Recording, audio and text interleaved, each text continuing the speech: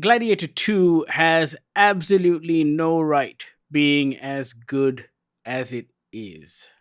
I went into this incredibly apprehensive. It's been 20 years since the last movie.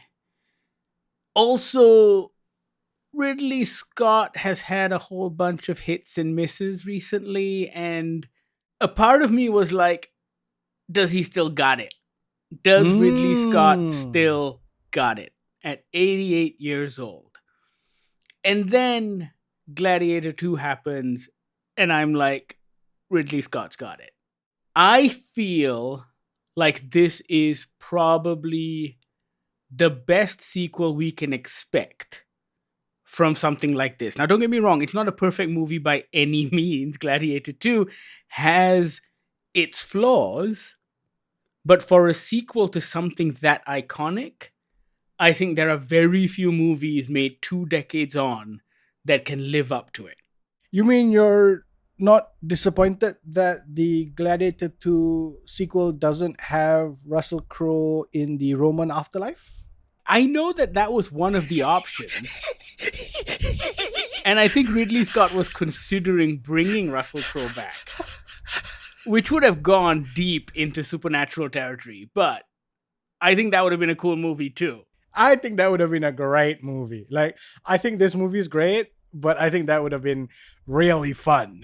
However, I have to say, I'm glad he's not in this movie. I'm glad there isn't even a flashback cameo. All of that stuff is just done via footage from the original Gladiator Yeah. because that movie was done. His story was finished. And I'm so thankful that they kept it that way because it actually sanctifies what happened in that movie, but also just respects when a story is done. And God knows Hollywood hates doing that. You say that, but I just pulled up the Gladiator 2 wiki page, and apparently Gladiator 3 is in early stages of development. So, Well, Ridley Scott's been talking about it in interviews, and all he said is that he has a very good idea of where to take Gladiator 3. After watching Gladiator 2, I have to say this is one of those rare occasions where I go, I wouldn't mind a sequel. If it's pulled off mm, like this, I wouldn't mind a sequel. I guess it's fair that we actually talk about the movie at the moment. But I don't know where you would go with a sequel because just like the first, I feel like the story of Lucius is really tight. It's done. It's locked up, right? Like, how do you go back to a gladiator? And that was the question we were all asking ourselves for the last 20 years between one and two. What felt like the 20 years this movie was in production for. But I think the way Ridley Scott and his writers, Peter Craig and David Scarpa, found a way into Gladiator 2 was beautiful. It's not just the idea that the son survives and he comes back for vengeance.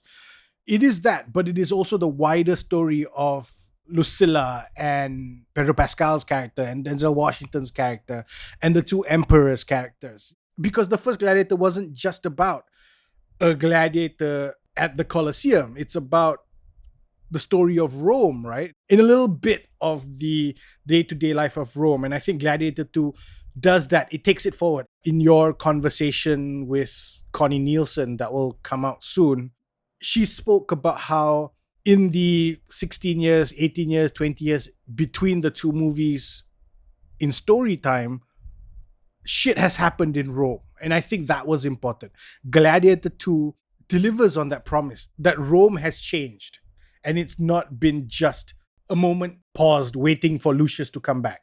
Oh, no, I totally agree. And I think that's what is fascinating about their way in the sense that it feels almost obvious, but yet again, it wasn't because there was the character of Lucius. And when you think about it, here was a boy, he was the sole heir to Marcus Aurelius. And so, therefore, all of the people who want power will obviously want him dead. So, he had to go on the run. And so, when we meet Paul Mescal's Lucius, he's called Hanno and he is in Numidia. He's hiding out in Africa. And within the first 5 minutes of the movie, there's an attack by the Roman army and he is captured as a slave. And then the story picks up in a very similar manner. He is sold to a gladiator trader played by Denzel Washington, who has greater aspirations, shall we say. And we discover that there are these two lunatic emperors who are currently reigning over Rome. They aren't really loved, but they have complete power and control thanks to the army and the Praetorian Guard.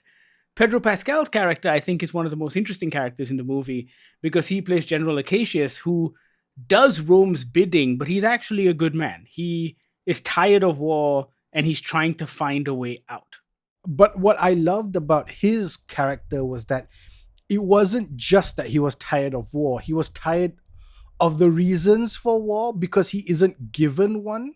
It's not because they're defending Rome. It is literally just the emperor's egos, that the emperors want to be at the head of the largest Roman empire ever. This is literally late game civilization, right? Where you're just going to war for the shits and giggles of it. Yeah, you've already got this far. You might as well take over Might the as well world. just keep going to India. And Acacius says something in the movie, very early on in the movie. He says, Rome already has a large empire and a lot of people, and she must feed them. Yes. He's tired of all that. He's tired of war for the sake of war. Mm. And I don't know if there was a real General Acacius. I haven't looked it up. There might be. And I'm curious to know what that character was like in real life. When we meet Lucilla, played by Connie Nielsen, she's also a lot older, a lot more jaded, but she still hasn't given up on her father's dream. Yeah. And I think that's where we find all of these major characters when Lucius or Hanno ends up at the Colosseum. That's where the story kicks off. And in many ways, you can see how it's going to play out. It's not necessarily a surprising movie, but I think what the movie does very, very well is deliver on its promise. Yeah. The first 15 minutes is pure spectacle. And then it's just spectacle after spectacle. But at the same time, it doesn't run at a breakneck pace. There is enough story and intrigue and politics and intellect to kind of fill in all of the blanks in between. And all of it is really, really anchored by two fantastic performances by Denzel Washington, who steals every scene he's in, and Paul Mescal. Now, Paul Mescal deserves a ton of credit because the only thing we've ever seen him in is good-looking indie floppy hair heartthrob guy, right? Normal people, all of us strangers, after Sun. For him to make that transition into top billing action hero, essentially, is difficult work, and I think he pulls it off. He's not as cool as Russell Crowe, mind you. Like, Russell Crowe, when he steps on screen, you see rebel fucking punk. Like, Russell Crowe is that in real life, and he feels like that as Maximus.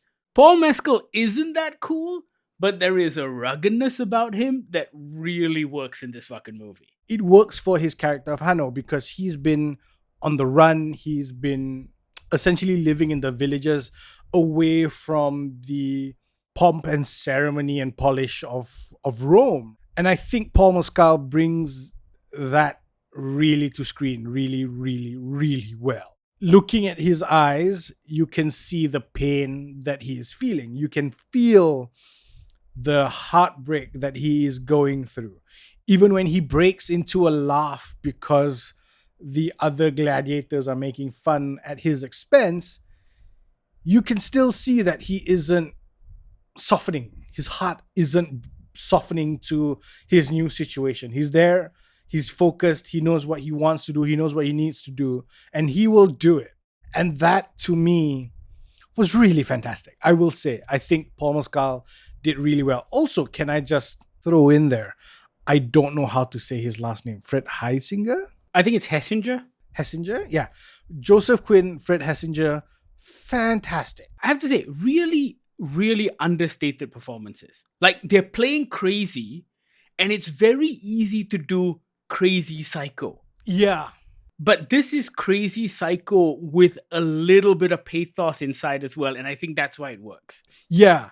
And I also just want to mention that these guys do not have an extensive filmography, but good God, they're fantastic in this. I really can't wait for Joseph Quinn to be Johnny Storm. The performances are great. I think the characters are incredibly complex. And I think what really works in this movie is what really worked was the sword and sandal epics of the past. And I think Ridley Scott has managed to capture that in that they were middlebrow movies. They weren't highbrow, they weren't lowbrow, but they were meant for the mass audience, which meant there was romance and action and war and music and all of these things because it needed to cater to the widest possible audience. I was sitting there watching Gladiator 2 and thinking to myself, I haven't seen a movie like this in a very long time. And by that, I don't just mean an ancient epic adventure, I mean the way this movie is structured. And I think it's because Hollywood doesn't make these sorts of movies anymore. I disagree. I think Hollywood doesn't know how to make these kinds of movies anymore. Before you continue, I'll give you an example. Go for it. Gladiator came out in 2000. There wasn't a sword and sandal epic for a very, very long time. It was a big risk, right? And then after that, everyone tried. Troy La, 300 La. There were a whole bunch of them that came out within about 7 or 8 years. All of them flops. Yeah. 300 had a little bit of critical acclaim because no one had seen Zack Snyder do that thing before. But for the most part, none of them were great movies. I think they never transcended into a 4-quadrant film. Correct. I mean, I leaned over at the end of the film to you and I said, I loved the first 30, 45 minutes of this thing because it was so sparse. Very little dialogue is said. There is no long, winding speech about what Rome means to me, the enemy, the Numidians. None of that. It opens with Hanno playing with some seeds, kisses his wife, boom, the fires of Gondor are lit. We just go. It's massive battle. There is no meandering. Actually, no, I take that back. There is meandering, but in the beautiful way, right? In a way that Hollywood doesn't do anymore. There are these beautiful sort of wide shots of Rome and of the sea, and there's just beautiful music playing under it. Nobody does that anymore. Nobody takes the time to let a story breathe. You've just had hardcore action. Your hero has been taken by the enemy. Let's take a step. Let's take a break. Let's all catch our breath because the next bit of the story is going to come. I feel like that's a very competent, confident Ridley Scott thing. Can we talk about those action sequences because they're magnificently shot? I think what is most amazing is how you can see everything. You know exactly where Paul Mescal is in every scene. You know where Pedro Pascal is. The camera is moving. It is capturing every moment and you feel the energy of the shot. It isn't shaky cam. It isn't cutting away for the sake of it. It isn't stupid too close. No, it is leaning into the violence. It is leaning into every punch and you can feel it. And I think that's what makes it so refreshing to watch. It's very old-fashioned in that way because, and I don't know if this is the case, I don't know if the actors were doing their own stunts, but the camera doesn't lie to you about it. And it's not pulling away because it has to. And that's very cool. I also have to say, in all of those action sequences as well, I think the actors are allowed to do their thing. Yeah. They're not given unnecessary dialogue. They're not given unnecessary moments. It's all, like you said, very sparse, very, very intentional. There is a moment in the first major gladiatorial battle, and Paul Mescal says something so simple like, the goal out there is survival. Survive. And they just run out. And I'm like, that's great. No big speech. Let's just do it. There's something almost theatrical about it. It is the anti-Jason Bourne camera work. Yes. The camera isn't on the actor's shoulder. The camera isn't under someone's feet. We don't need that shot. That shot isn't as cool as you think it is.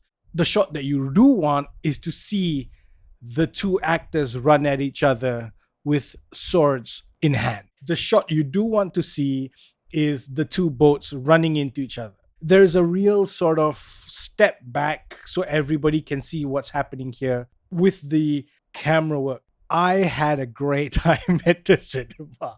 I think this is one of those movies where the story works, the intrigue within the story works, the character performances were fantastic, the action was beautiful, music was great. It was 8 out of 10 on most scores. I think not so. All scores. I think so.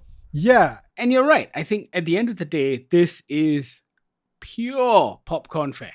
This is what you go to the movies for. But it's not popcorn fare in a, I don't want to say in a bad way, because when you say popcorn fare, people feel a little icky. I think it's because I feel like the phrase has been appropriated to mean that, to mean lowbrow. Yes. And that's my problem with it, because I think it also should mean entertainment, because that's why you go to the movies. And this is giant, epic, big scale entertainment. Spectacle. Yeah. It's spectacle without the superheroes. Yeah. Because that's what we're used to now. When we think about blockbuster spectacles, we think superheroes or we think Tom Cruise in Mission Impossible. Yeah. I feel like this is truly entering a different world. When the camera pans over Rome, I know a lot of that CGI. I think they built the Colosseum, which is great, but a lot of it is CGI, but still, it's very impressive. It's the way the camera and the director treats it, right? It's not like, oh, we'll just stick some CGI Colosseum in the backdrop. It's a, no, there's reverence here. Look at it. Feel it, right? And it even looks then, like a living city. there were bits in this thing where characters were running past the Colosseum. It doesn't occupy the same space anymore. The Colosseum is a little rundown. It's a little grimy, right? There are homeless people sleeping outside. This isn't the prime Colosseum of Gladiator 1. This is it's the Colosseum of Gladiator 2. And I thought that went a long way in doubling down on the beginning of the downfall of Rome that Ridley Scott wants to tell in this movie. One last thing, there is a new composer, right? It's Harry Gregson Williams and not Hans Zimmer. I don't know why that is. Maybe Hans Zimmer might have been busy with something else. But I think what Harry Gregson Williams does with the score is also very good, because he knows when to pay homage to Zimmer's score. He knows the iconic moments from that score. He doesn't abuse it. He uses it like a little bit of fan service when he needs to. But for the most part, his own score is incredibly fitting of this Rome and this story. I think the Golden Age Rome fit with what Hans Zimmer was trying to do. And this one feels dirtier. It feels a little more gloomy. And that adds a lot of atmosphere to what is going on. And then there are key moments when he brings in certain cues that are just perfect. The movie has its issues. There are some pacing issues with the third act, which feels a little bit rushed despite the movie being 2 hours and 40 minutes. There are some weird cuts from time to time, but I'm willing to overlook it. There are even some historical inconsistencies. There is a moment when one of the characters looks like he's reading a newspaper. I don't know if there were newspapers in ancient Rome, but you know what? Who gives a shit? Yeah. Also, in a flashback sequence, young Lucius is playing what looks like football. Yeah. I don't know if football was around back then. I don't know if there was an equivalent, but you know what?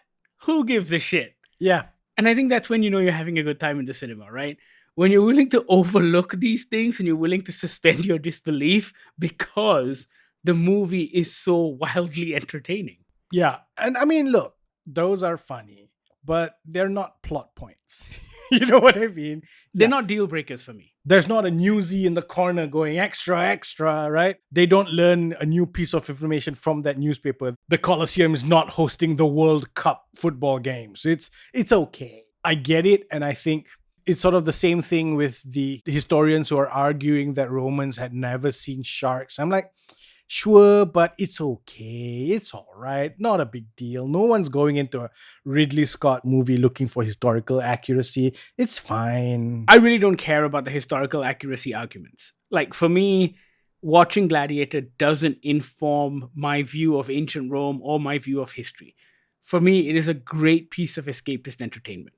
And what it did, however, and what the first Gladiator movie did, was made me go out and learn more about it because I was genuinely interested to find out what things were actually like. And if anything, I'm now curious about these twin emperors. I'm curious as to what these twin emperors were actually like. I want to find out if there was a real General Acacius and what he was like. I think that's what movies like this should do.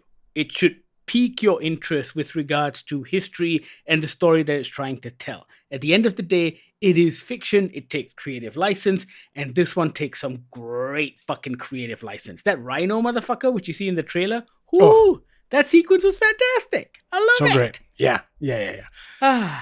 Yeah. Gladiator 2 opens in Malaysian cinemas this Thursday. We highly recommend it. If you loved the first one, we think you're going to have a really good time at this one. Check it out. Let us know what you think. You know how to reach out. Goggler MY, all of our social media feeds. You can also email us on podcast@goggler.my or send us a WhatsApp on the Goggler hotline 012-524-5208. Thank you so much for listening. This is the Goggler Podcast.